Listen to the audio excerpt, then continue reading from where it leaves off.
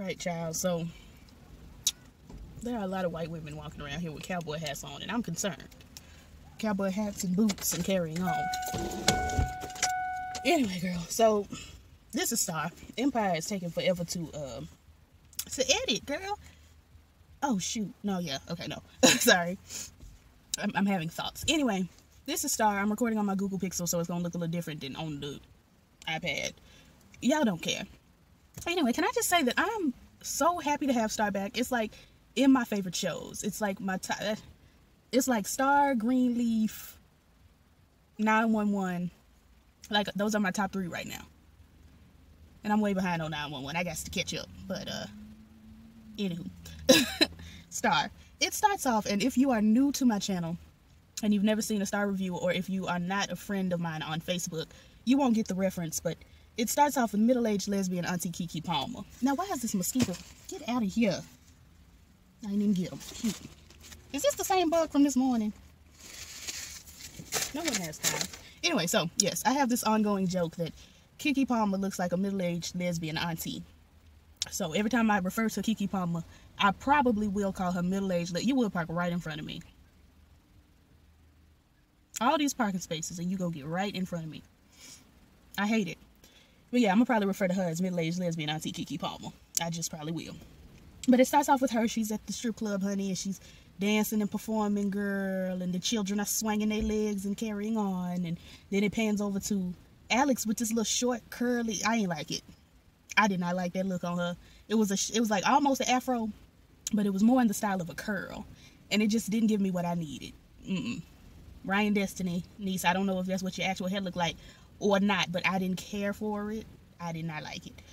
And then it pans over to Simone getting lit up, like she got either, I think it was a cigarette, and this stripper walks by and lights her cigarette. And then it pans over to Elijah Kelly, and you see Evan Ross down there with a woman, and I'm like, no shade to Evan Ross, but. And then it pans up to Star sitting in Luke James's lap, what's his name, Noah's lap, and they kissing, and I'm like, oh, this is an illusion. This is just an illusion. She's in his lap kissing, and then somebody comes in and drops a suitcase full of money on the table, and I further knew this was an illusion. She grabs a stack of, bills, and then goes out to where Keke Palmer's performing down on the, the ground or whatever, and throws the money, and it's, flying, and it's just a moment. And then she looks out in the audience and sees her mom, and I'm like, okay, so obviously this is an illusion. She sees her mom, and then she wakes up. I'm just not living for the haircut on Star, and I'm going to keep saying it until something happens. I don't like it. I don't like it. Anyway, she wakes up and tells Simone to take a shower first, and Simone's like, why I got to take it first? And she said, because, I think she said Miss Bruce told her if she uses up all the hot water, that's her white privilege. And I hollered. And then we see Cotton Lord. Cotton is with us. Cotton is here. And apparently, so the Star, Simone, and Miss Carlotta apparently have been staying over at Derek's house with his grandmama. So they go over to the, to God's blessings. And Cotton is standing in there with this sheath, honey, around her neck. And I'm like, what are we doing? And I immediately knew when I saw the sheath, honey, that something was amiss in her neck. And so basically, she walks in and, hugs her daughter. Yes, so happy to see you alive. And I'm like, it's been a week. You ain't hugged her in the week? Like, she hugged her like it was the first time seeing her since the fire, and it just didn't make sense to me. But anyway, yeah, so Cotton is with us. Elliot, Cotton's boyfriend that sent her to jail, that she was about to get back with, I guess, he's no longer for this world. He has transitioned, and may he rest. He's gone. So Cotton's kind of shook because Elliot has passed on. And Karen, Queerin, as I called her, Simone's girlfriend, she passed away in the fire. And what I don't understand is, what was the point of Karen? What was her point except to introduce Simone as a lesbian or a bisexual character? Because she had kissed Paris Jackson with no hesitation. So we were already like, okay, so she a little gay. What was the point of Karen? We had Karen for like 2 episodes, and all of a sudden Simone was in love. It's very Laurel-esque, like on How to Get Away with Murder, how all of a sudden Laurel was just in such love with Wes. She just loved him, and no one will ever understand the love that we shared, even though we went together for 1 episode and then he died. It's that kind of thing. Like, where did Karen even come from? What was her point, her purpose, except to introduce Simone as a queer girl? It didn't make sense. Um, let's see. Stars, talking about how they need to talk to, public relations or whatever about getting their records played or whatever. And she tells Simone that this is the only way we can get out. And I'm saying, like, get out of what? You already out of foster care. You got a mama that love you. Queen Latifah is your mother that loves you. And she's doing everything she can to do right by y'all. What are you trying to get out of? It's draining. Ain't nobody beating y'all. Ain't nobody raping y'all. What are you getting out of? You don't want to live a regular life like regular people? That's a shame. It really bothers me when people are so starved for fame. Like, girl, it looks draining. I would never want to be Beyonce. Never. Every time Beyonce go to Target, they taking pictures of her. When I go to Target, I expect not to have photographs taken of me, but that's just my business. Anyway, child. Hell, he ain't die. It was weird, though. He looked dead. He was laying there with his eyes wide open. Why were they open? Bruno Mars. But he ain't dead. He's just over there. And he's still begging for a job, child. I don't know. I was bored with it. Then we see Miss Bruce. And Miss Bruce and Carlotta are having some difficulties because Miss Bruce brought that the element of booty injections into her club, into God's Blessings, her salon, and got her salon shut down. So, Carlotta and Miss Bruce have a little bit of tension. And then they talk about how they both were considered as suspects, and because, Carlotta's name is on the insurance, and they thought maybe she burned it down for insurance purposes, and, all of that. And I didn't care. It was just so good to see Miss Bruce. I love me some Miss Lawrence. I do. Anyway, then all of a sudden, child, Patty and Brandy walk in. Patti LaBelle looks so good. Patty had on those furs, honey, and I can't wait. I'm not sure if Forest Rocks, I can't remember if she does Star. I know she does Empire, but I can't remember if she does Star. But I can't wait to hear James Caldwell speak on Patti LaBelle. He loves Patti LaBelle, and he loves a good fur. So I can't wait to watch his review and see what he has to say about it. And if Rocks reviews, I can't wait to see what she has to say about that fur, because they share that love for fur. But yeah, Patty walked in, and she was looking absolutely stunning. I hated the wig, though. I did hate the wig. And then Brandy was there with her, and Patty is her mom, and Brandy is her sister. Brandy looked a mess. Them braids, and then she had like 2 braids hanging out on either side with like some barrettes or something on them. I was like, Brandy, no ma'am, we're not gonna do that. And she was just extra ghetto and all of this and that. And come to find out, honey, Patti LaBelle is a gangster, and she's into money laundering and carrying on and all sorts of such and so on and so forth.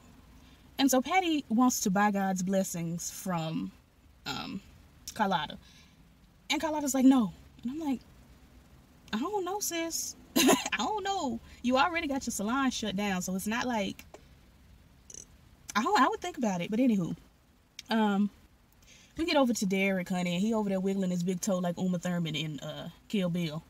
He able to slightly lift his foot, and so now his grandmama gonna get him a brand new therapist. We're gonna get you a new therapist. I'm like, you can't just tell the old therapist he wiggling his foot. I'm sure the therapist that you have could do something, help you with it, but whatever. Hayel has a bad heart. That's gonna drain me, because now Hayel's gonna have to do the whole new lease on life, and every day is a gift. He gonna have to go through all of that, and I'm not in the mood for it. So they're getting ready to record take 3, which I'm tired of it. I'm tired of take 3. I like Big Trouble better. Take 3, every time I say it, I'm like, did I say take 6 or did I say take 3? I'm drained. But they were getting ready to record. Alex got a phone call saying that she had to do a photo shoot with Noah right now, and I'm like, that's not how these things work. That's not how it works. You had to contact Alex's manager and let her know that a photo shoot is coming up, and y'all would schedule it. You don't just call and say, hey girl, come on over, we have it. That's not how that goes. Nope. Anyway, let's see. Oh, I forgot to tell y'all, Gigi offered to put Take 3 on one of her songs and then promote the song. No, I don't know. She offered to put either Take 3 or Alex and Noah on the song and then promote the other group. I don't know. Let me see. What is going on here? Okay, so Simone walks up on Noah and is talking about, you playing these women, and you a player. That's what players do. And I'm just like, getting thick and tired of your broken promises. Like, no more. Maybe I'ma do right. Like, it really gave me a Keely Williams 3LW feel when she walked up on him. I'm like, girl, worry about you and your foolishness, because she know her sister is a mess. That's the thing. Like, she acting like Noah really did something to Star. Like, Star isn't a mess.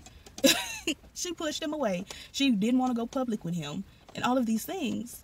And so now, I don't know. I don't have time, though. But I don't know. Patty walked up on Carlotta and confronted her about some wigs. And I'm like, Patty, you have the wiggiest wig of them all, but okay. Okay. She told Carlotta, you always did have such thick, pretty hair. Why you wear these wigs? And it's like, ma'am, your wig. you're also wig clad, so I don't understand. And then, you know, we find out that Patti LaBelle knew that Cotton was trans before Carlotta knew, or something like that, or accepted it before Carlotta did. Because, you know, Carlotta got on my nerves that whole first season, trying it with Cotton, because Cotton is my daughter, and I'm not going to allow the foolishness. I'm not going to allow hateration, nor will I allow holleration inside of my dancery. It's just not going to happen. Anyway, so we get ready to sing the song with middle-aged lesbian Auntie Keke Palmer, and they send her it's a remix of some sort, and apparently the hook is plagiarized. What I don't understand is how Alex automatically knew that the hook was plagiarized and not sampled. Because she listened to it and she was like, oh, this is stolen immediately, instead of saying, oh, well, this is a sample of another song, yada yada. She just knew it was stolen. That was weird to me. So she walks up to middle-aged lesbian Auntie Keke Palmer and gives, so you sampled blah blah blah, and Keke Palmer then says, no, I ain't sampled it. And she's like, well, this is the very same hook as this other song. And Keke Palmer's like, yeah, I know. And I'm like, so if you know that this the same hook as the other song, how you ain't sample it? The whole moment was stupid. The essence, what are you doing? You don't have a stop sign. The essence of that moment was absolutely ridiculous. And middle-aged lesbian Auntie Keke Palmer was trying to give, you know, we just gonna sing the song. You know, she was trying to plagiarize. And I'm like, you can't do that in the year of our Lord 2018. Look at Robin Thicke and Pharrell. Well, more Robin Thicke. I don't know how.